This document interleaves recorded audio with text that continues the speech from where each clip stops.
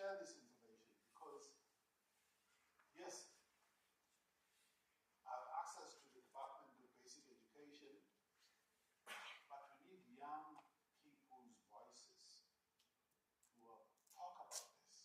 And some of us who are researchers now can share the information to AMI. So when I'm talking about you helping others, I'm talking about us addressing the structural and fundamental issues that stop young would-be professionals from even having the slightest chance of becoming professionals. Because if we continue on this trend, and we've been continuing on this trend for a very long time now, since '94, maths literacy was introduced for financial inclusion. It was never intended that the majority of our kids would do maths literacy. It was never intended. And that's why we need organizations like ABSIP to fight this war. To fight this war, because we are failing, particularly black children. Because 50% of white people are passing mathematics. So even that 6%, when you look at it, it's white people actually who are going to schools, public schools particularly, who are actually making it. A lot of our kids are not. Right? So it's very important to look at this. Because it is a crisis.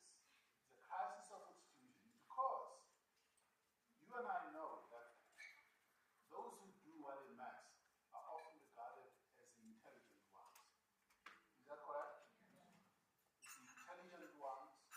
It's the ones that are going to have much richer learning experiences at schools because if they're like grade 8, typically in public schools, even in our own schools, at teacher schools, we probably have 5 classes of grade 8. We do not do maths literacy at teacher schools at all because I fundamentally believe that every child has the ability to do mathematics. Every child is, and I find with parents. Parents say, no, my child is an arty type and this, that, and the other type. Well, then go look for another school. I'm not doing maths literacy. Because not only at schools are they in class A and class B, which are often the classes for the smarter kids, the same applies to university. If you're going to have more richer experiences in the sciences and so on, you've got to have mathematics. So already right there, there's exclusion of majority of black people. I'm being very specific about this. Those people are cast aside as not so clever, right? Which is actually a lie. It's not true.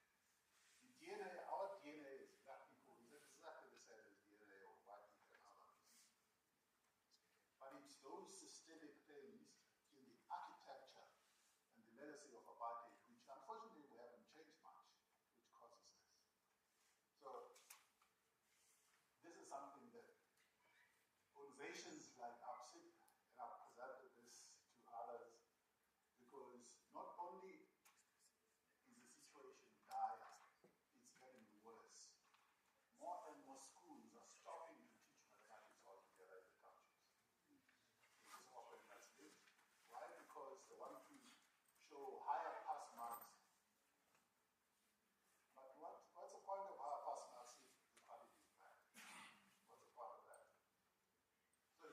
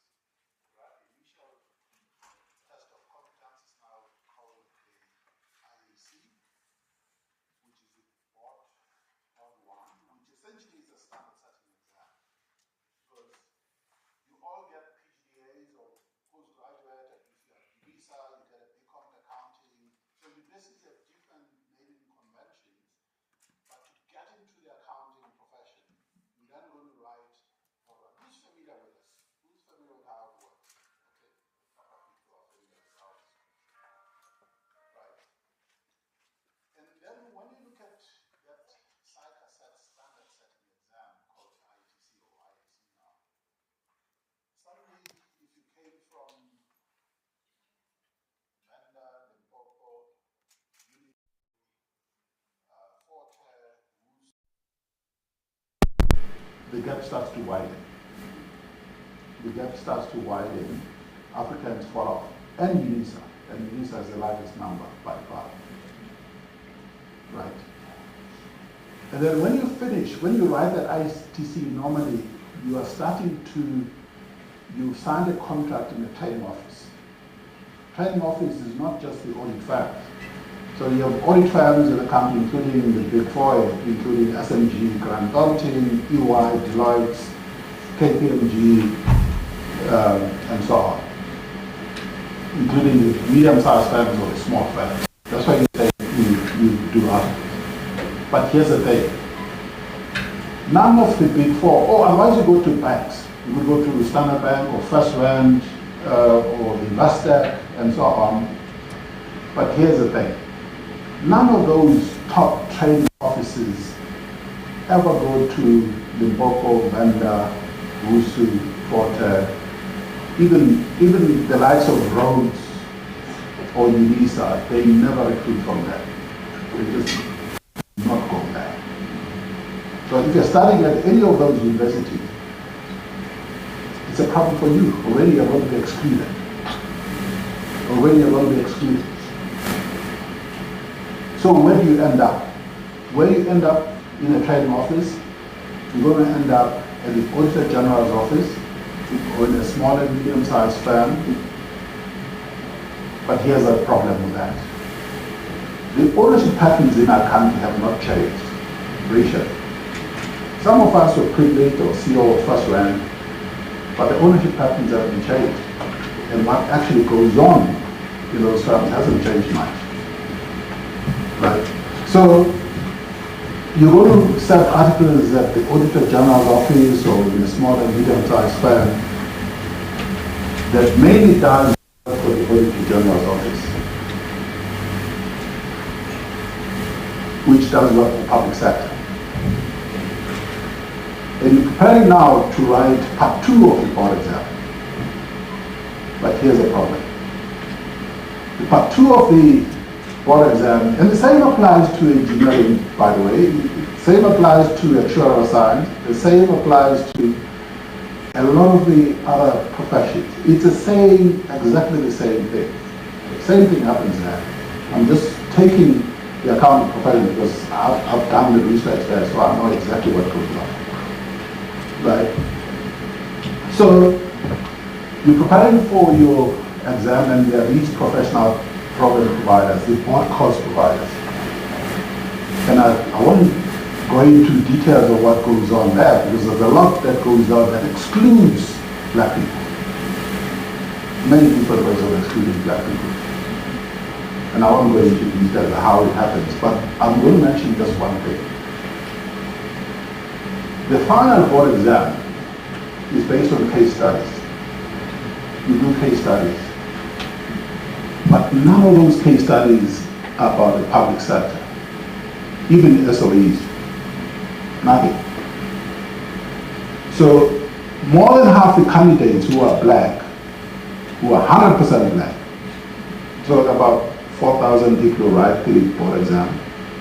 So about 2,000 of them will be black.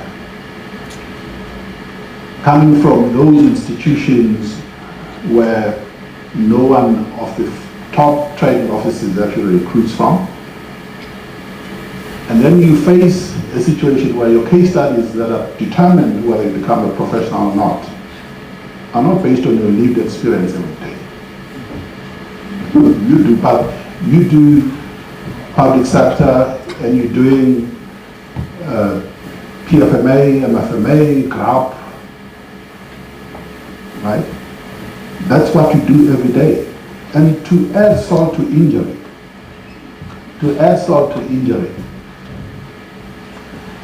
the exam happens in the first week of December when the Auditor General's office plus all the medium-sized and small firms that do work for the AG are doing municipal audits.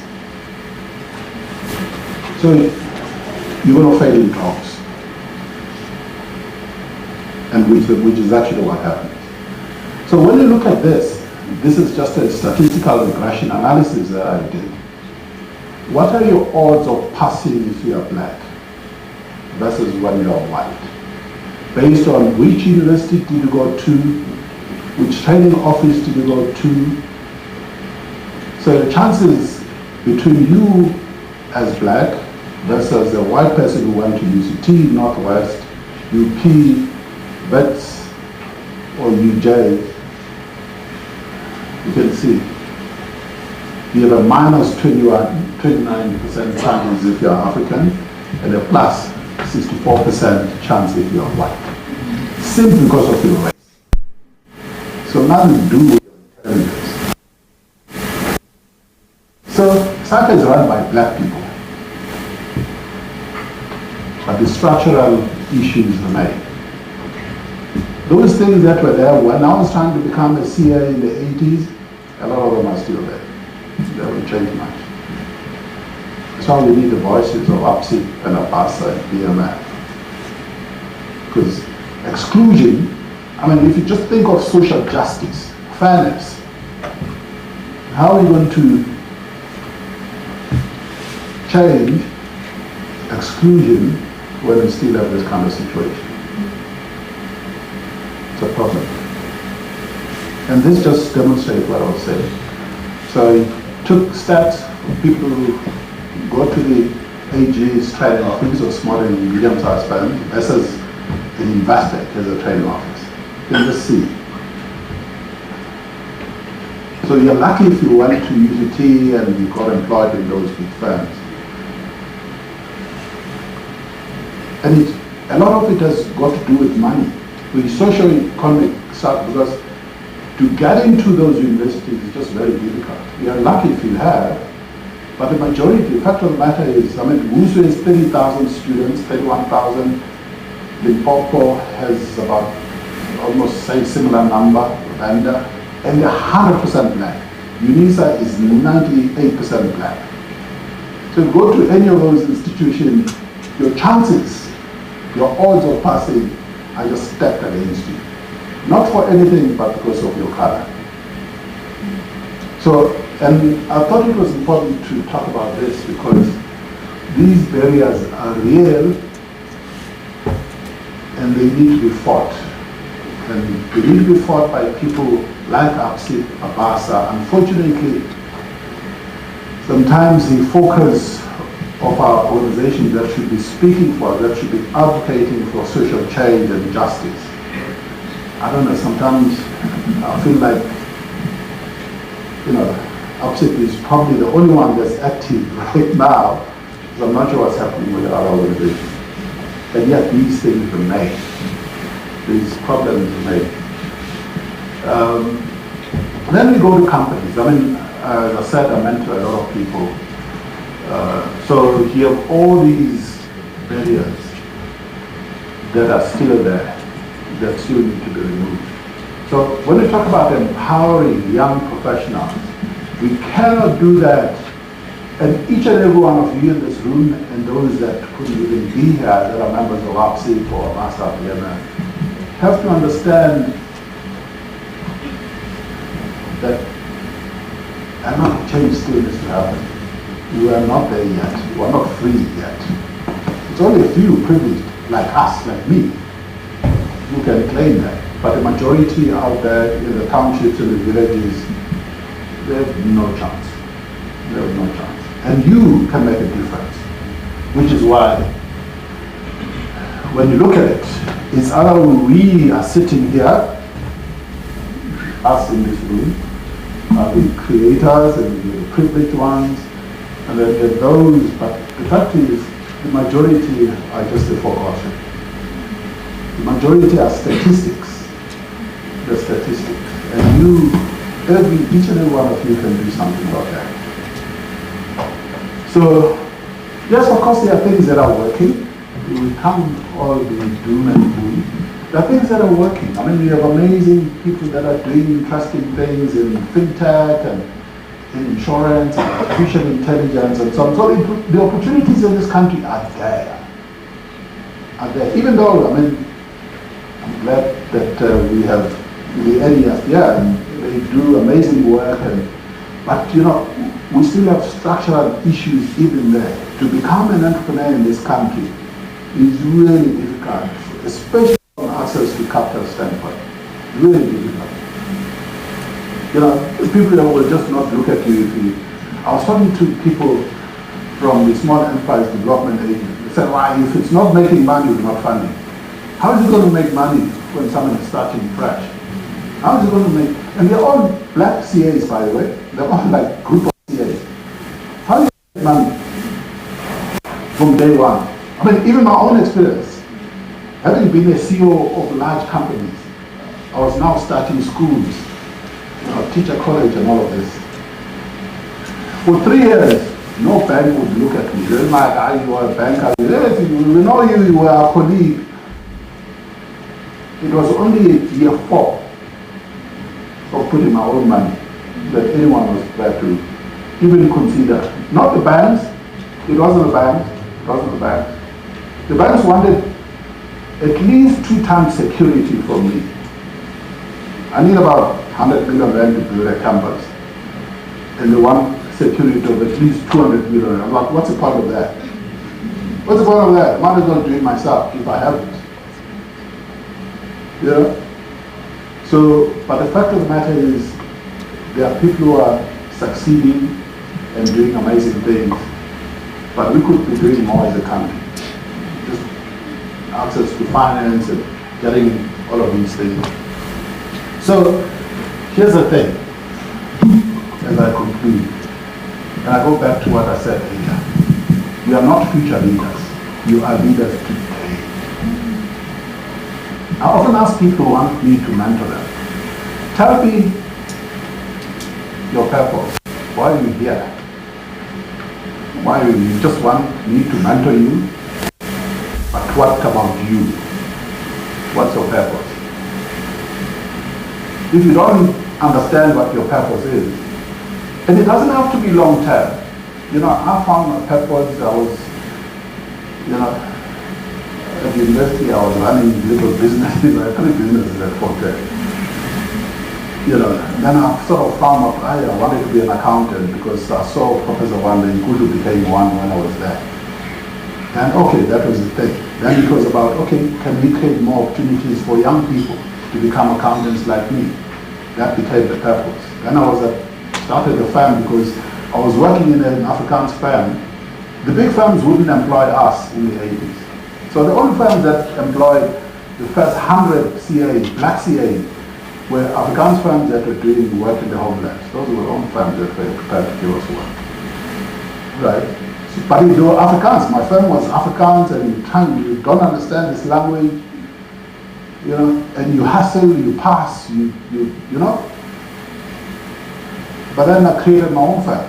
That's what, and we agreed that SMG will never sell the firm to remain black. So it is a home for our people. This is what I'm doing now. Started schools. We can't complain that our children are discriminated against in these white private schools and this, they talk about hair and all this rubbish. Then create the school. And create the school. Create a culture where people belong. Right? There's no issue in our schools, our future nation schools. You are black, you are at home. And we're going to teach you, we're going to pass. You know, we now, like this year, we're hosting an international conference at our schools. People from Europe, from India, China, coming to see what we do in Soweto, in Cloud, at our campus. Bachelor classes, mathematics, technology, all of those things. So what I'm making is, each one of us can do those things in our spaces. Doesn't matter also what it is. And the second thing is, what's your potential? So when we talked about slowing down, I don't have a word called retirement in my dictionary. That's why I started doing my PhD 3 years ago. I just finished 3 years ago.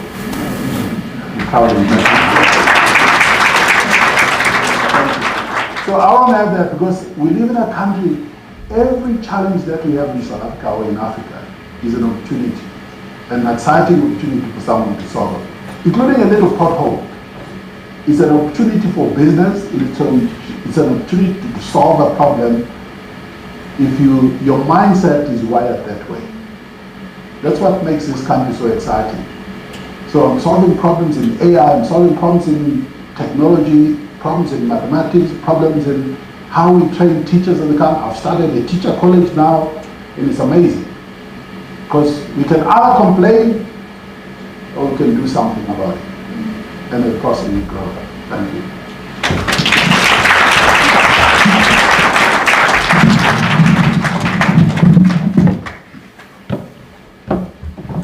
Before you leave the platform, Dr. Masan, I'd like to invite the President, Pulu, to really hand over a token of appreciation for that insightful presentation.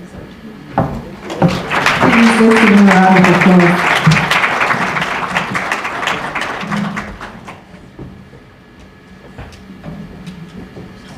I think if you were not awake a bit earlier, we are very awake right now, right?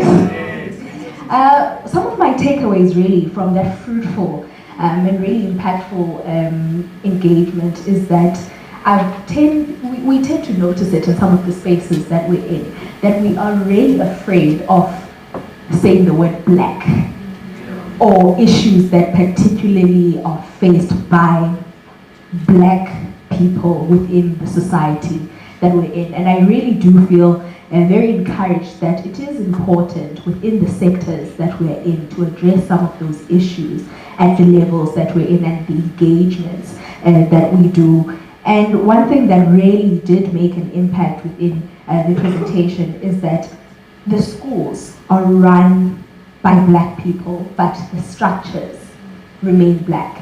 That goes into sectors that we work in, spaces that we're in, whether it's schools or any system really.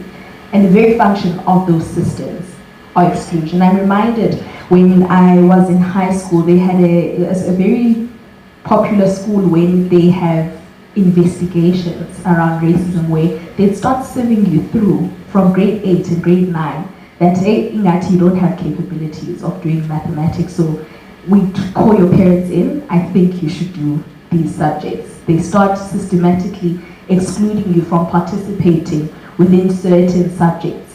From grade 8, they we're starting to look at the tendencies, and that's how they keep the pass rates up, right? And a lot of young people, our minds are victims of spaces like that, where you only realize that I am actually smart. I am actually able to participate within spaces, but we find that out whether it's the universities that we go to or the spaces that we end up engaging in. And really, I think it's just to say that this morning, let's rethink the way that we approach these systems. Please, let's give Dr. Masan another round of applause.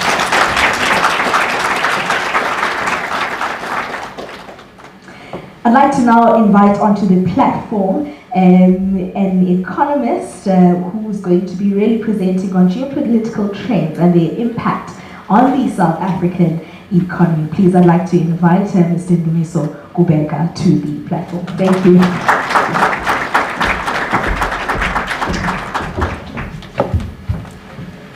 Good morning. Good morning. Good morning. I'd like to send a special warning to Madam President, Ms. Pulu. I would also like to give a very warm good morning as well to Dr. Masana for joining us today, and the distinguished speakers that are also joining us this morning. And of course, young ABSIPers, good morning. Good morning. My name is Ndumiso Gubeka, and it is a great pleasure to be here this morning with young people, and of course having gotten wisdom and insights from Madam President and of course Dr. Masana around these conditions and the state of young people, and of course what we should be doing as a response to some of the issues that we are contending with going forward. The purpose, I think, of the discussion that I will be talking through, and hopefully there can be some engagement, is really around the geopolitical risks and of course their impact on the South African economy. As an introvert, I think Dr. Masana mentioned earlier, sometimes I prefer to use the podium to hide away while I'm speaking. So please interpret that as me hiding away while I'm hopefully facilitating a conversation that might be valuable. But I think in reflecting around the geopolitical risks in terms of its impact to the South African economy, I thought perhaps it would be important to reflect on a few interconnected issues, at least in my view. When thinking around whether or not we think about geopolitical risks as specific factors that then speak to the impact on the South African economy, that is one part. But I thought there are some conceptual issues that at least I know I struggle with when interpreting geopolitical risks and how they impact all of us. And some of those issues, I think, relate to the role that philosophy and philosophical underpinnings play in terms of the world that we're operating and are contending with today. We've seen many philosophers, many scholars over time that of course informed the structure and the societies that we operate in today. In the world of economics, we know the likes of Adam Smith and Maynard Keynes, who have defined how we look at different economic policies, be it fiscal policy, monetary policy, and perhaps the interaction between the two. In other instances, we've seen through ages of development of industrialization and of course trade liberalization through and as a result of those events, we've seen emergence of discussions or branches of economics such as development economics, speaking to what is therefore the outcome of the events that we're seeing. And so all of those, I think, have been grounded or foregrounded by philosophical underpinnings, which then shape the policies that we have tended to see throughout the course of history, be it the fall of the Berlin Wall, and of course the implications that it has had for country policies across the board, or the trade relations that have been shaped over a period of time, be it good or bad, and of course where South Africa is located within that particular context. And ultimately what we see through practice, what you and I do on a day-to-day basis, the structure of our economies, the migration patterns that we see or do not see, the levels of unemployment and inequality that we see in certain instances, or in instances where we're seeing a flattening of income and inequality in other country contexts.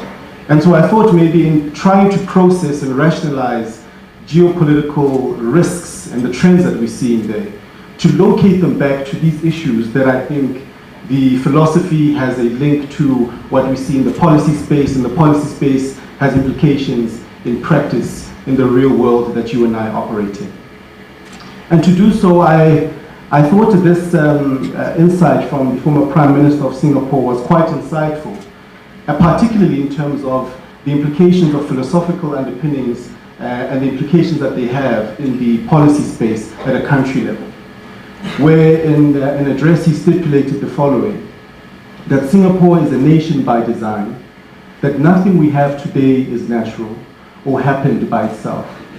Somebody thought about it and made it happen. Not our economic growth, not our international standing, not our multiracial harmony, not even our nationhood.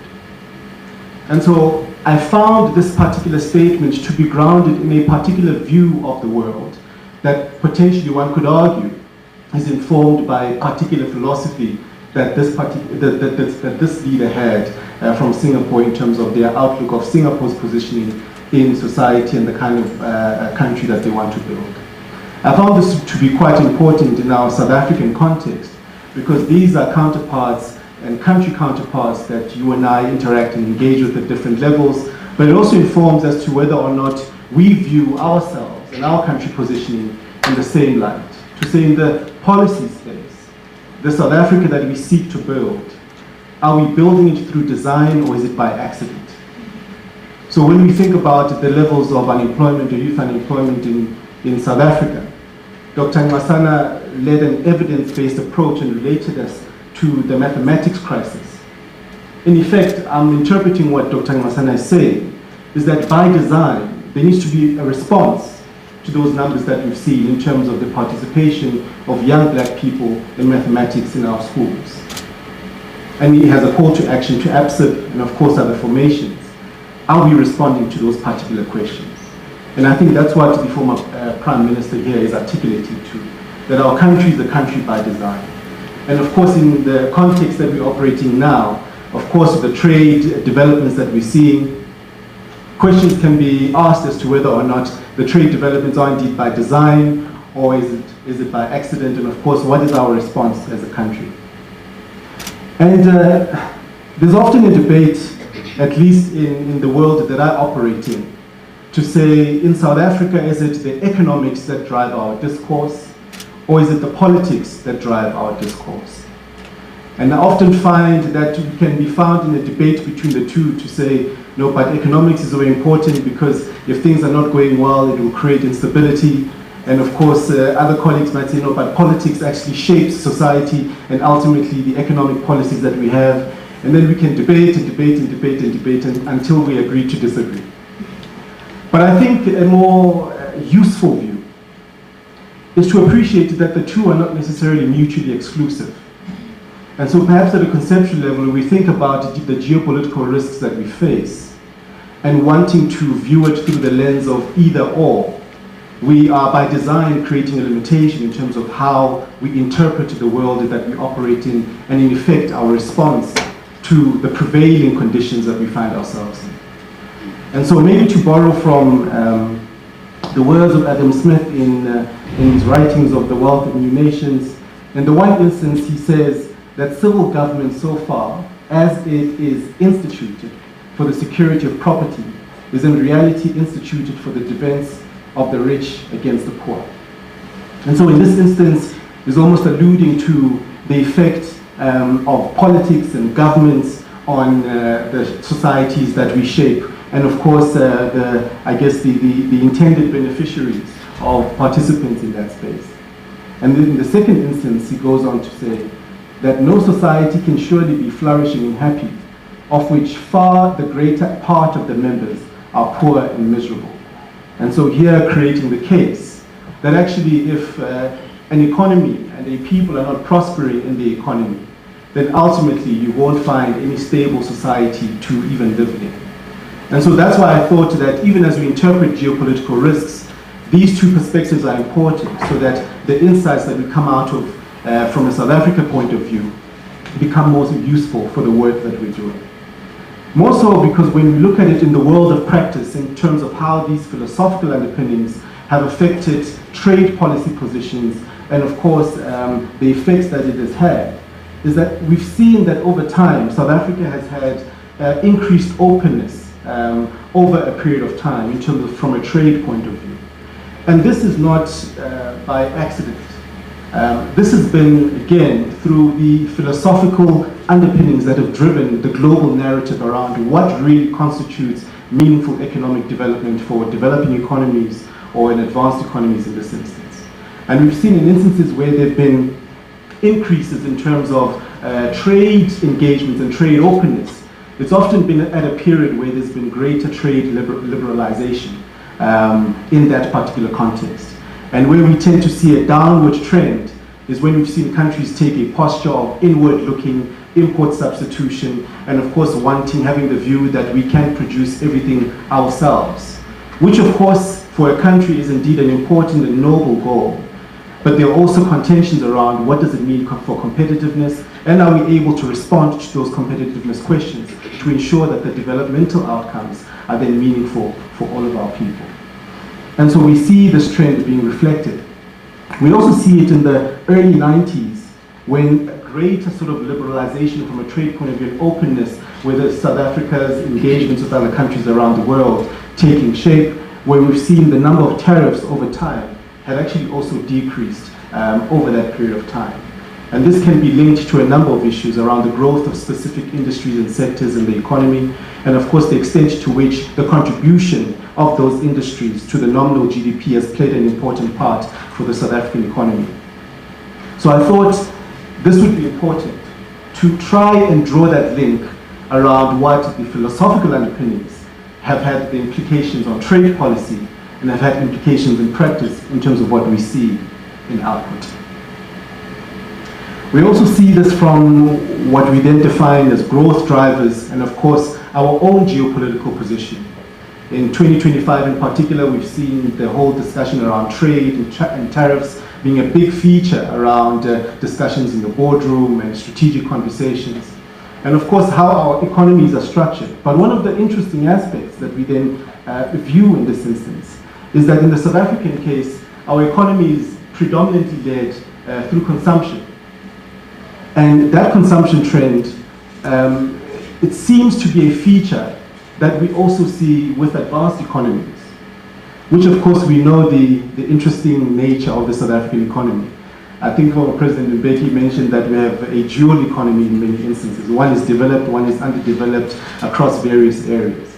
So the South African economy is mainly driven through consumption, which is similar to that of advanced economies such as the US.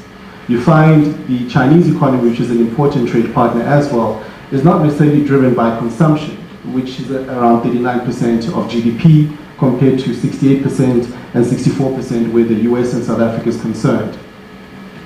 These numbers, I would venture to say, in the case of some of these countries, one could argue that it is again by design or it is as a result of an effect that was not necessarily well considered.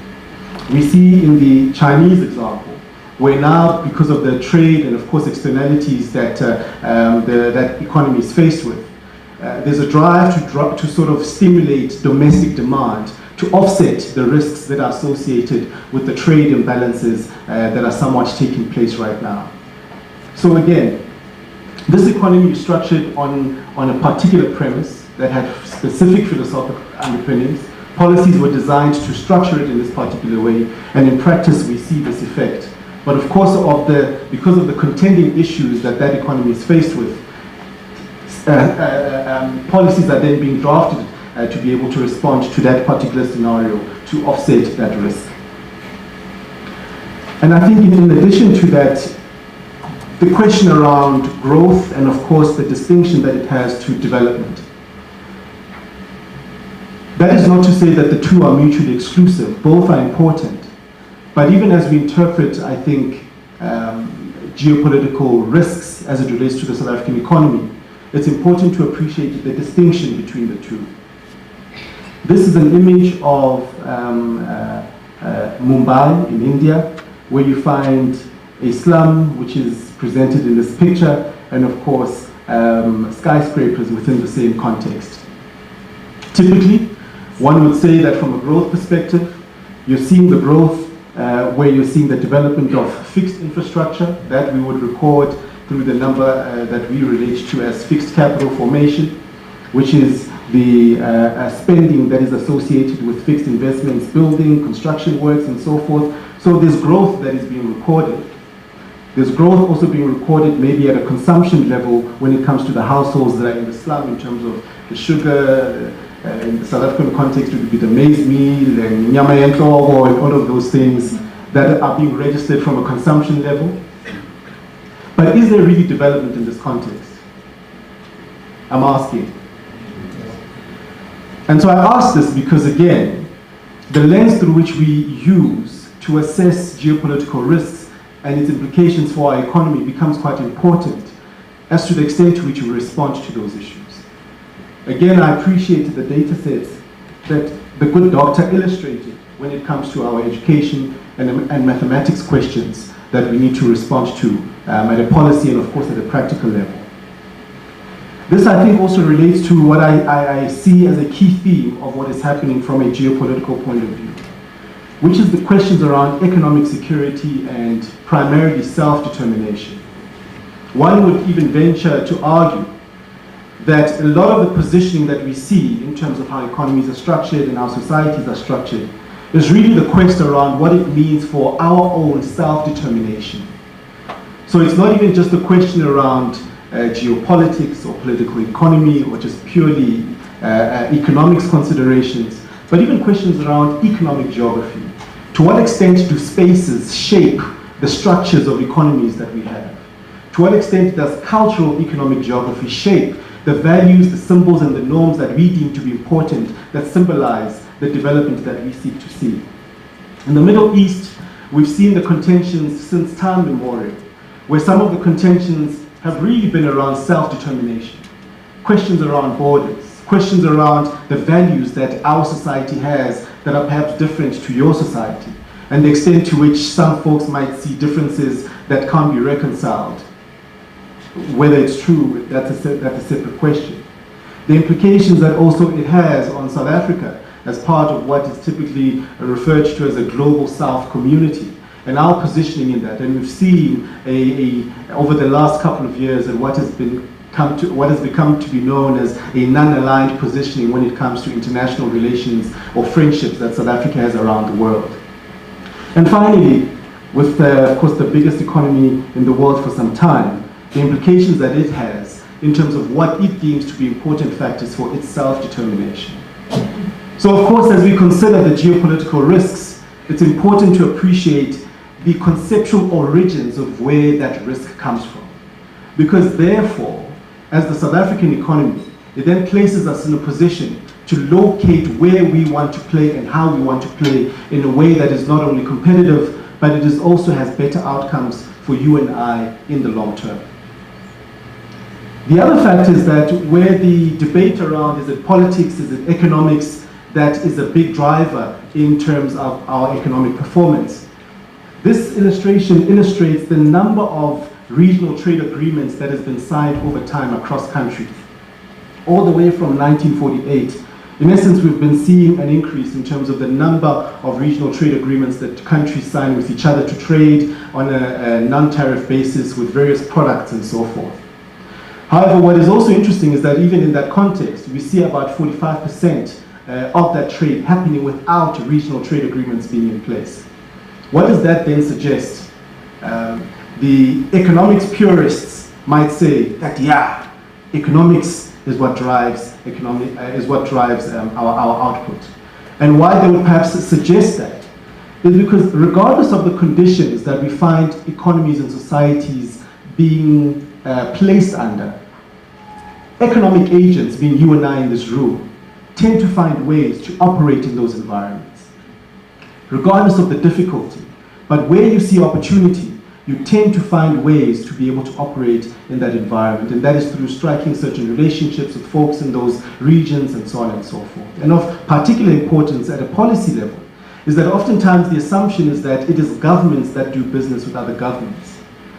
I think it's important that that distinction is drawn, because it's not necessarily governments that do business with other governments. It's companies in country A that do business with companies in country B, which is an important distinction. So one could assume that if country A has signed a regional trade agreement with country B, it means that our program director's business will automatically do business in country B. But her business might not necessarily be looking at that particular market to do business in. As I draw closer to a close,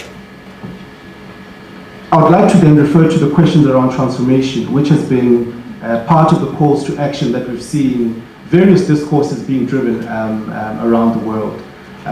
In the US, it's been questions around DEI, diversity, equity, and inclusion. In our world, it's around BBBE, transformation. But the theme of transformation is quite important. But I think it's important to have a sober appreciation in this Youth Month as to where exactly this is located from. And I took this passage from the Presidential Review Commission, which is known as the Mapai Report, which is really structured around what is the kind of state architecture that should be driving the kind of development that we want to see for South Africa going forward. And this, I found this excerpt to be quite interesting. And this is what it reads, is that there's a problem insofar as the coordination of the policy. We inherited a cabinet secretary from the old apartheid regime. Literally, Comrade Mandela just went into the same office that Mr. de Klerk and Mr. Botha and their predecessors had previously occupied. And I would like you to perhaps relate this to the economy that we have and see maybe if you see themes or similarities in terms of how this articulation is expressed. There were no changes whatsoever, completely none. The only thing that really happened there is that the office was divided into three. One for Mandela, the other for de Klerk, and the third for Mbeki. Dr. de Klerk's office was better resourced than others, insofar as personnel and everything was concerned. Again, in the South African context, this, I think, also informs some of the philosophical underpinnings that we contend with going forward. Our keynote speaker also highlighted that we've not necessarily done enough to change our offices in 2025? And whether or not have we built new offices that are built for purpose is an important consideration. And so even as we look at global perspectives on transformation, we see various debates that take place, and that is to say that the discourse that ABSIP takes where transformation is concerned is not an isolated discussion. Madam President had mentioned, I think this was related, Madam President, in your contributions around the Transformation Fund and other debates, where you had highlighted that perhaps the questions around language, around transformation, tends to make us lose each other in terms of how we understand each other. And you highlighted that the transformation discourse is not a new discourse. It's also located within the ESG narrative. It's located within the responsible investing narrative. It's located within the impact investing narrative. And so that is a case in point that even as we seek to drive inclusive and meaningful transformation for our economy, it's not an isolated discussion that we have in the South African environment. We see this in the US experience. There are some scholars that Mr. Bernie Sanders works with in that space, which they're looking at ideas around solving for what the racial wealth gap. Dr. Derek Hamilton and the likes, and looking, which is a similar issue that we face in the South African case, looking at median white households having around $188,000 in terms of net wealth versus $24,000 US dollars for the median black household. They overlay that with even the levels of educational attainment. That even if you have a black household that has high levels of educational attainment, the picture still remains the same.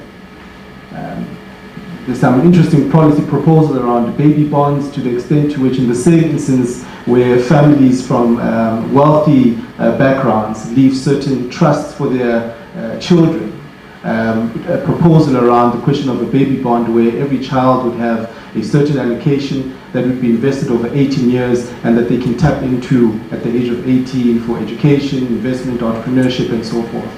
So these are the ideas that are around there. But it is to say that the transformation and development discussion is not one that is isolated only to us. In the Singapore example, it's located around economic competitiveness, looking at the extent to which public housing and balancing that with multiracial harmony through ethnic integration plays a role in contributing to the competitiveness of that economy. So to what extent can we leverage all of the talents in this room and all of our diversity to achieve a common goal of ensuring that our economy can grow as fast as it can sustain that growth.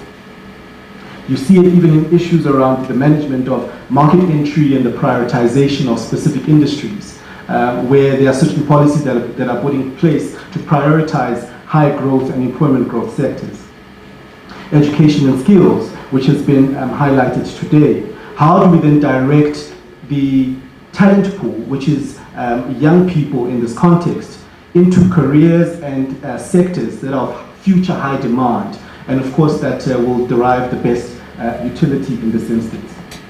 In the Swiss, we see a global perspective around unbalanced gender representations, them presenting guidelines around more female representation on boards and executive management. And these are some of the numbers that they propose of 30% women on corporate boards, 20% in executive management of listed companies. I would argue that these numbers are relatively low, but you also see transformation and of course this discussion also taking shape in some of the advanced economies as well.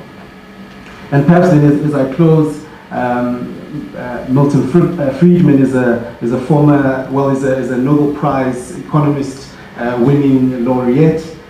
Some debates around some of his economic theories at a monetary policy level, but I found this to be quite interesting in terms of what he says, that one of the great mistakes is to judge policies and programs by their intentions rather than their results. And so this is a very provocative statement, I would think. Because yes, we have great intentions of what we seek to achieve. And I think the biggest goal or what we need to solve for is the extent to which we're able to deliver and drive the results that we seek to achieve. And there are many issues, I think, around policy development that we need to consider. I won't go through all of this. But just to place one point around the questions around why certain problems are represented in a certain way. So here one would say, what's the problem represented to be in a specific policy, which is a policy development tool or a guideline that is used by scholars in really interrogating as to why do we say that in order to grow the South African economy, we need to include more and more young people to participate in that economy. Is that fact or fiction? Why is that idea represented in that particular way? Are there issues that we're not taking into account if we put that as a statement out there? What silences are there in that particular statement?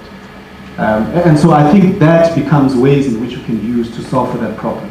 And finally, promise you this is the last slide, is an issue around Africa's risk perception, which is a common issue that we face being in this particular region. These are often some of the factors that are highlighted that contribute to the risk premium that is associated with sovereigns across the continent. The IMF did a paper, and in their paper they suggest something such as the increased budget transparency, the financial sector development, the space that we're in, and the quality of institutions being, when accounted for, it sort of reduces that risk premium, which is indeed, it can be credible indeed. The only question around the representation of the problem in a policy space, why I raised that issue, is that even with this work that is being done, these factors that speak to our context, other scholars such as Dr. Pankaj Gemawat also integrates similarities between countries and colonial history and the extent to which that also plays into what we're seeing represented in the policy space and ultimately in the world of work. So I didn't answer any questions today.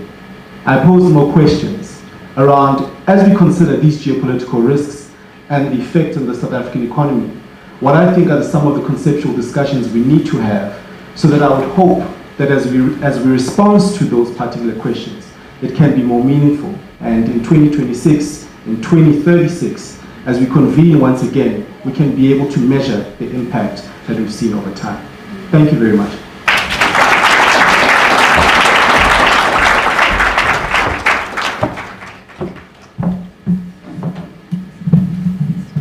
Thank you very much, Mr. Kubega. And I'm left with food for thought to share with the room. 2 quotes, actually. The first one: if politics don't interest you, rest assured politics is still interested in you.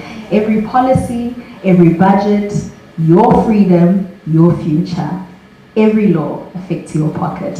The second one being, if you think politics isn't your thing, wait until the consequences of political decisions becoming your reality. Please, let's do give him another round of applause. Nico, I think, has the roving mic. We're running slightly behind time, but I want to take about 3 or 4 hands from the floor to engage with our 2 speakers from this morning as reflections from this morning. Any thoughts, commentary, or any questions that you would like to pose before we get into the second part of our program? Any hands? Sure, with the questions, please try to keep them as concise as you can, and also just tell us your name, surname, organization, university that you're from. Thanks.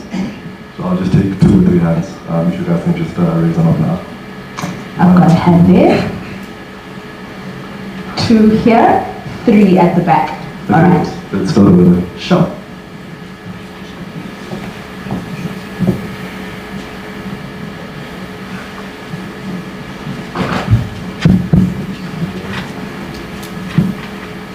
Thank you. I'm Kukuleto Okwana, so I come from Liberty Standard Bank Group. And I've got a question with regards to the current BEE policy in its current form. Just want to ask Mr. Kubeka, do you believe that it's a hindrance to investor confidence? And is it also a hindrance to industrialization within the country at the moment? Thank you. Thank you for that question, although, Madam President, I think you should attend to that one. Yes, and I would like to do that. In my view, I don't believe that BEE is a hindrance to economic growth. To the extent that the people are in this room,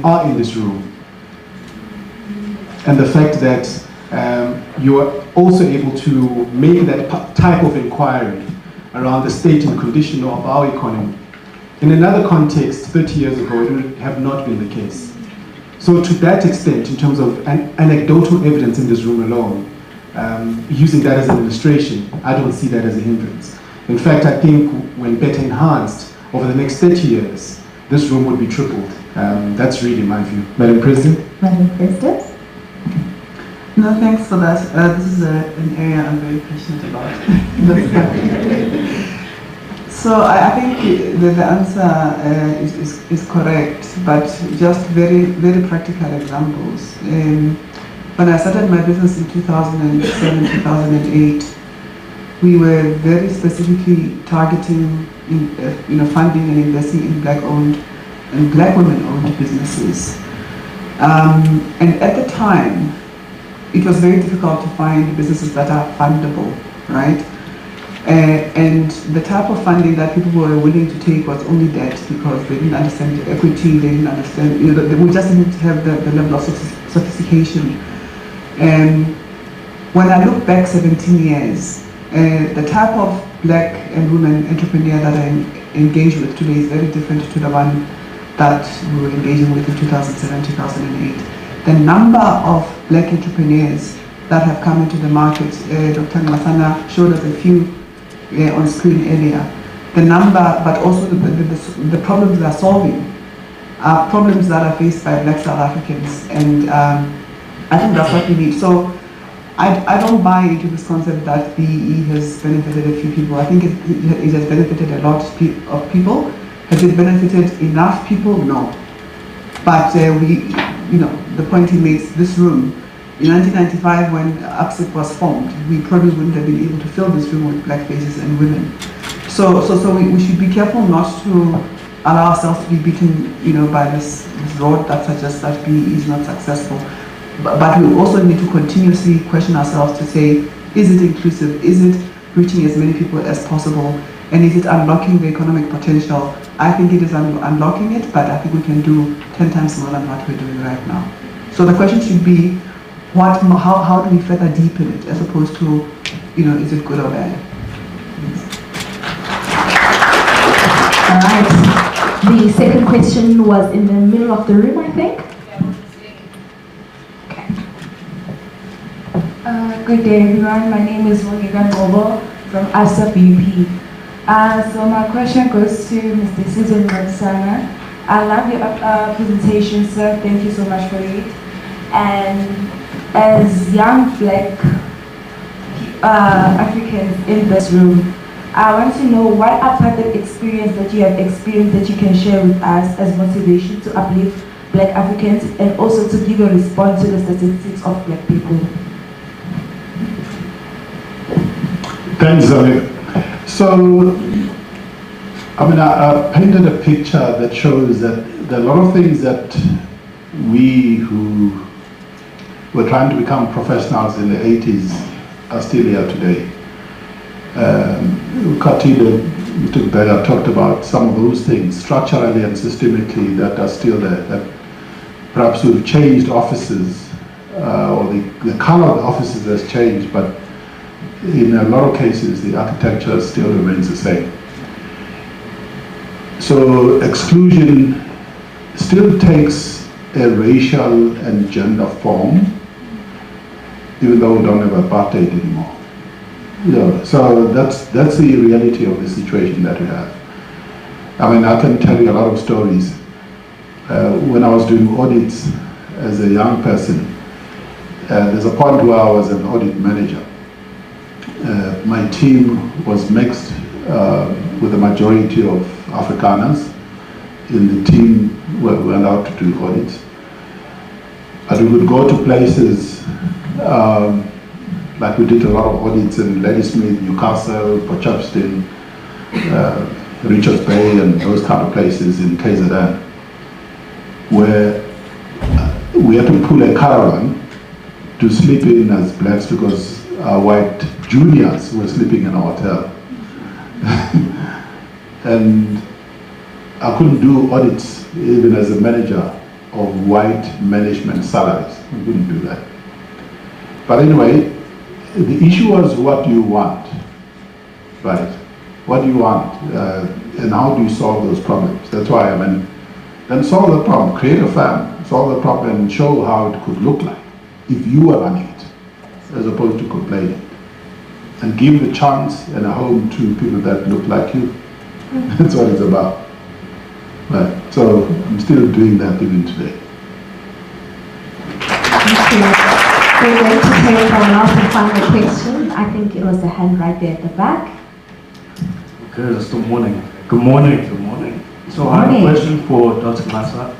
I am an introvert who is not behind the podium, so you'll have to excuse me. But I wanted to, so I am Mongi Lutuli, I'm the Entrepreneurship Director at Stellenbosch for ABSIP as well. So I wanted to ask, you said about mentorship specifically, how important it is, as well as giving back. Now, obviously most of us as students, we are expected to receive more than to give when we first join something like ABSIP. So now, after hearing you tell us about giving back, my question is, maybe even just as an ABSIP member, as a student who's been privy to these opportunities, how do I, as a mentee, begin to mentor and also like pass on the things that I'm learning forward? How do I start that now instead of waiting? No, that's a very important question. The thing is, just start. I don't think, well, there are people who train and teach people about how you mentor others. But you know, often what I've found is that having conversations, and obviously, you've got to have a between yourself as a mentor and a mentee, for them to be vulnerable. But for that to happen, you have to be vulnerable yourself. In other words, talk about those things that trouble you. You know, people look at my life and they think my life is perfect. I live in fancy houses, I drive fancy cars, I have all these things, but life is not perfect. Life is not perfect. It's hard, and every day you grapple with stuff, you lay awake at night, you think about, how am I going to solve this problem? Whether they are social problems or business problems, whatever problem it is. And just sharing your own stories and your own challenges, as opposed to pretending as if you've got it buttoned down and you've got it sorted. Because none of us have it sorted. Life is just complex. You know, and you just keep pushing. That's why I asked the question. I'm still exploring this question, what's my full potential? I'm still exploring, I'm 68 years old now. I'm still exploring that question. That's why I did a PhD. I studied it when I was 65. You know, because the fact that you've been successful in accounting and telecoms, you know, you are successful then, there, in that context. Can you be successful in another context? That's the question. What's your potential? And I keep exploring that and talking to others that you mentor. Because all of them have dreams, ideas, they want to do things, they want to learn from you. But actually it's a two-way street. You learn from one another. That's why I spend a lot of time with young people. Because I learn a lot from young people that I mentor. And sometimes I feel like I'm learning more than I'm giving.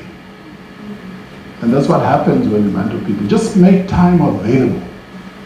Because sometimes we are so caught up in our own heads and in our own stuff that we are pursuing. But actually, the two-way street just allows you to grow. All right. Ladies and gentlemen, that is the end for now for the question and answer session. Let's quickly go to a comfort break. There's tea in the lobby. May we all be back into the auditorium at 10:59 so that we can kickstart the second leg of our program at 11 o'clock. Thank you.